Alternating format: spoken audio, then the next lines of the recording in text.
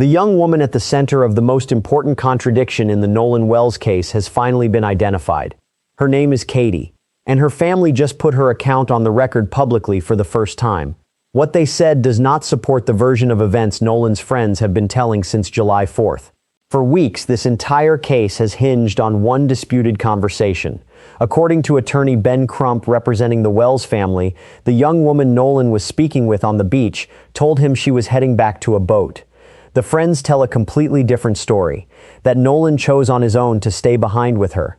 One of those accounts describes an accident. The other describes a group of people who left a friend behind and never looked back. Katie's mother, Gracie McCormack, confirmed publicly on Facebook that her daughter was the person with Nolan that afternoon. Katie's sister posted separately with her own account. Neither statement came under legal pressure.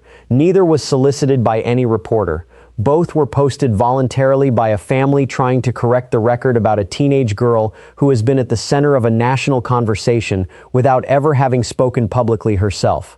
Here is what those posts actually say. According to Katie's sister, Nolan's friends were pressuring him to end his conversation with Katie so he could ride back with them. Based on that conversation, Katie assumed Nolan was getting on the boat he had originally arrived on. She made it home safely that day on a separate boat, and she assumed the friends telling Nolan to get on the boat would not have actually left him behind. That last sentence is the one that stops you cold. She assumed they would not leave him. Katie was not watching to confirm Nolan actually boarded. She simply assumed it the way anyone would after a brief conversation ends and the person turns and walks in a particular direction. She did not know she needed to watch. Nobody does until the moment it turns out to matter. Katie's mother added her own statement separately, confirming her daughter has remained in contact with the Wells family. But she was also clear about what Katie does not know. Her daughter has no insight into what happened to Nolan after the two of them parted ways. Her account only speaks to the moment she last saw him. Nothing in either family statement supports the friend's version that Nolan chose on his own to stay behind. Now here is the second development this week that has been underreported. Jackson County Sheriff John Ledbetter gave a public update containing two details not previously part of the public record. He confirmed his department has been conducting formal witness interviews and has been in direct contact with outside agencies, including the FBI. He also said tips from the public have genuinely moved this investigation forward. This past week brought in a lot of valuable information in his own words after his office specifically asked people to come forward. The FBI involvement needs to be understood precisely. Ledbetter confirmed contact with the FBI. That is real and meaningful. But it is not the same as the FBI formally taking over or opening an independent federal civil rights investigation. What it does mean is that Jackson County's investigation has expanded beyond what a small local sheriff's office typically handles alone. And the questions that have never been answered in this case are almost entirely digital. Exactly the territory federal agencies are brought in to handle. Nolan's phone came back to his family with no saved Snapchat content from the entire day, checked before the 24-hour deletion window had even passed. A documented photo shows Nolan in blue shorts directly contradicting an official report describing black ones. More than 13 hours passed between the family's first report and a formal Coast Guard search request. And the viral video once believed to show Nolan demanding his phone back has since been explained differently by a friend who says the voice on it is actually his own. None of those threads have been resolved. Every single one of them is still sitting there unanswered. The last time Christine Wells saw her son in person was July 3rd, the night before the trip. She had made the family salmon for dinner. He was heading out to spend the night with friends before the holiday weekend. She remembered him stopping at the door and saying simply, "Hey Mom, I am about to go. I love you." A hug, a kiss, and he left. That is the memory she keeps returning to underneath all the timestamps and phone records and Coast Guard logs. Not the evidence, just her son in a doorway saying he loved her, not knowing it was the last time. And now the FBI is involved. Witnesses are being interviewed one by one. And Katie's family has finally spoken. What happens next in this investigation is going to determine whether that goodbye was the last ordinary moment before a tragic accident or the last ordinary moment before something that should never have been allowed to stay quiet this long. Katie's account, as relayed through her family, does something specific to the central contradiction in this case. It does not resolve it completely, but it shifts the weight of it in a direction that is very difficult for the friend's version to absorb cleanly. Here is why. The friend's account requires Nolan to have made a clear, deliberate choice, that he told them he wanted to stay behind, that he was aware they were leaving, that the decision was his. Katie's family account describes something completely different. A teenage girl who assumed Nolan was heading toward the boat because that was what their conversation seemed to indicate, who had no reason to think anything was wrong, who did not watch to confirm he got on because she had no reason to believe confirmation was necessary. Those two accounts are not just contradictory, they describe fundamentally different versions of who made the last decision about where Nolan Wells was going to be that afternoon. And one of them comes from people who had legal representation within days of Nolan's disappearance. The other comes from a family that came forward voluntarily with no legal pressure and no obvious reason to get involved publicly except to tell the truth about what their daughter saw. Now here is what formal witness interviews actually accomplish in a case built almost entirely on competing accounts of the same afternoon. When investigators speak to each person separately, rather than in a group, the only way to check whether every account actually holds together is to look for the places where independent stories naturally overlap versus the places where they start to pull apart. People who experienced the same afternoon genuinely and honestly will remember certain details the same way. The sequence of events, the position of the boat, who said what in what order, where Nolan was standing when the boat left. People who have had time to discuss their accounts with each other, with lawyers, with family members, will tend to align on the broad strokes, while sometimes diverging on the specific details that nobody thought to coordinate in advance. Individual interviews are designed to find exactly those divergences. A CNN law enforcement analyst and former police chief in both Philadelphia and Washington, D.C., made this point directly this week. He said interviewing each of Nolan's friends individually, along with anyone who was on that beach, is the single most important investigative tool available right now. More important in a case like this than the physical evidence, because so much of what happened that day still hinges on memory and conversation rather than forensics.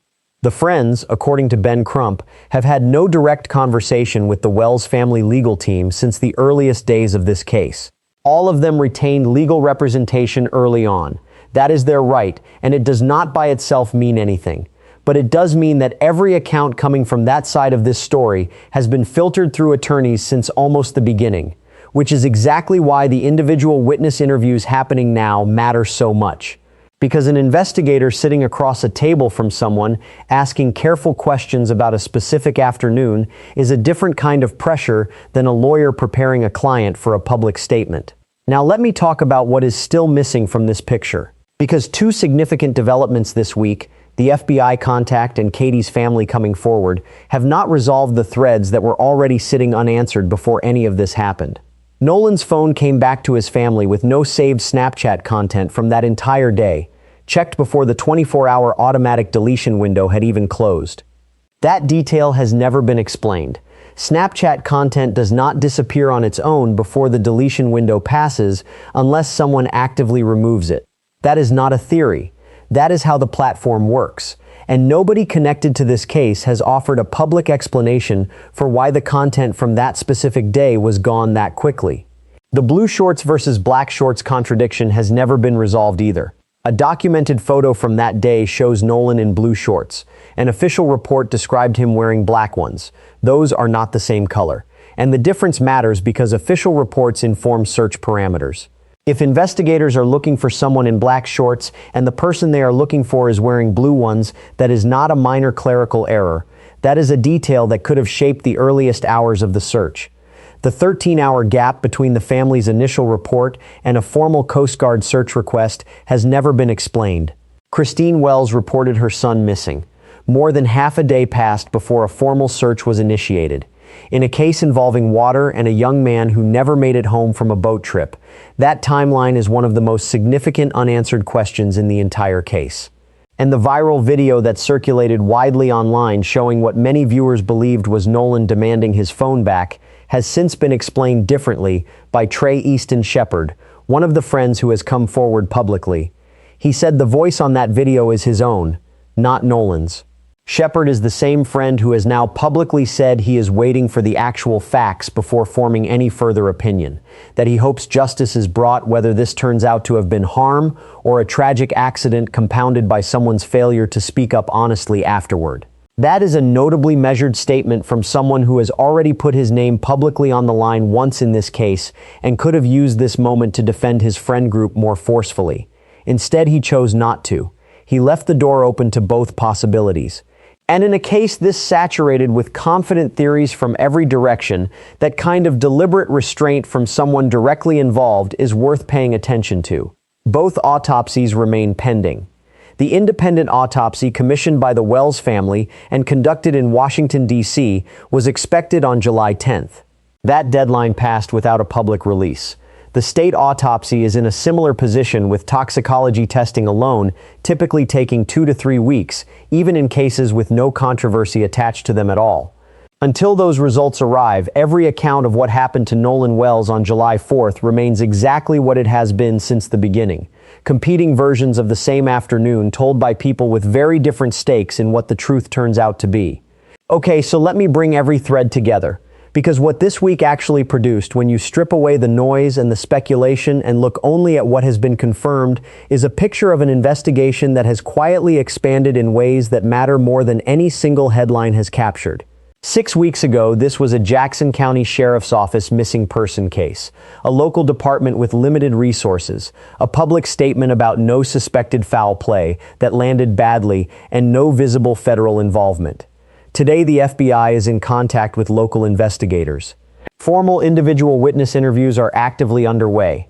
An independent autopsy has been commissioned and conducted in Washington, D.C. Tips from the public have, according to the sheriff himself, genuinely moved the investigation forward. And the young woman whose account either confirms or destroys the friend's version of that afternoon has been publicly identified by her own family. That is not the same investigation it was 6 weeks ago. And the people who were counting on this staying a quiet local matter should be paying attention to that shift. Now, here is what the individual witness interview process actually means for where this goes next. When investigators sit down with each of Nolan's friends separately and ask them to walk through that afternoon in detail, they are not just collecting accounts. They are building a map. Every time someone describes what they saw, where they were standing, who said what and in what order, investigators are checking that account against every other account they have already collected. The places where independent stories overlap naturally are the places that are probably true. The places where they diverge in ways that cannot be explained by normal differences in perspective or memory are the places investigators focus on. In a case where the central dispute is who made the last decision about where Nolan Wells was going to be that afternoon, that mapping process is everything. Because someone on that boat knows exactly what happened in the minutes before it pulled away. And individual interviews under investigative pressure with the FBI now involved is a very different environment than the days immediately after July 4th, when everyone had time to talk, to grieve publicly, and to understand what the stakes were before anyone sat down with law enforcement formally. Katie's family coming forward changes the pressure inside that environment. Not because a Facebook post from a mother and a sister constitutes sworn testimony. It does not. But because it establishes something publicly that could not be established before. Katie is real. She is named. She is accounted for. Her family came forward voluntarily, and nothing in what they said supports the idea that Nolan chose on his own to stay behind. That matters for how the friend's account gets evaluated going forward, because now investigators are not comparing the friend's story to an unnamed mystery girl whose very existence was initially unclear. They are comparing it to a specific named person whose family has gone on record twice with a version of events that points in a different direction. Now, here is the thread I want to close on because it is the one that connects everything else in this case to something real. Every forensic question in the Nolan Wells investigation comes back to one central problem.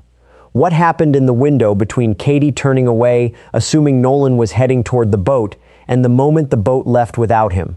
That window is where everything either makes sense or it does not.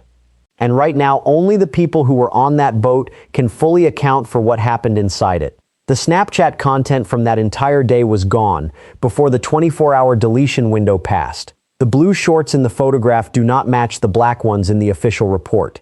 13 hours elapsed between the first report and a formal Coast Guard search. The viral video that circulated as evidence has been explained differently by one of the friends himself. None of those threads have been resolved. None of them have been explained away. They are still sitting exactly where they were before Katie's family posted and before the FBI made contact with local investigators. What this week did was add weight to the side of the scale that was already heavier. It did not tip the scale to a conclusion. That conclusion requires the autopsy results, the completed witness interviews, and whatever the FBI's digital forensics work produces from the devices and accounts connected to that afternoon. None of those things are public yet. Ben Crump said from the beginning that the friend's account does not hold up. Katie's family has now said publicly that based on everything Katie told them, she believed Nolan was heading toward the boat when she last saw him. Trey Easton Shepard has said publicly that he is waiting for the facts and that he hopes justice comes regardless of what those facts show. And Christine Wells is sitting somewhere holding on to a memory of salmon for dinner and a son in a doorway saying he loved her before walking out into a holiday weekend that never brought him home. The autopsy results are coming. The witness interviews are ongoing. The FBI is now part of this investigation. And somewhere in the gap between what Katie assumed and what the boat did next is the answer to every question this case has been asking since July 4th. If you have made it this far, do not forget to subscribe so you can stay updated as this case develops. Something is moving. I will talk to you very soon.